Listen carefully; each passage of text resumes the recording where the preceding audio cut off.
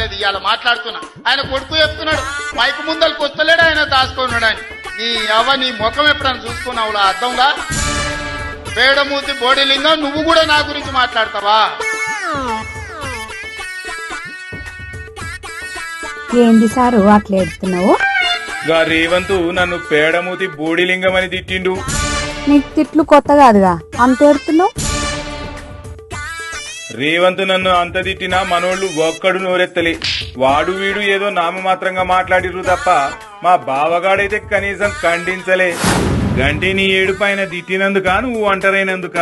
అయినా గీ తిట్లు నిన్నేం చేస్తాయి, నువ్వు అన్నీ ఎప్పుడో ఇడిచేసినావు కదా. ఏ ఊకో, నువ్వు బయటకు పోయి మస్తు సీన్లు అయి పొద్దున్నే వచ్చి నాటకం సురువు చేసిన విషయం అందరికీ తెలిసిపోయింది. అంటే ఏం జరిగినా మనోడు పార్టీలు ఆపడంటున్నావా? గైనా 10 ఏళ్ల కేడర్ ను వదిలేసిండు, ఇప్పుడు కేడర్ నిన్ను వదిలేసింది. గయన్ని వదిలేసి ఇప్పుడు దొంగ ఏడుపులు ఎందుకు ఏడుస్తున్నావు?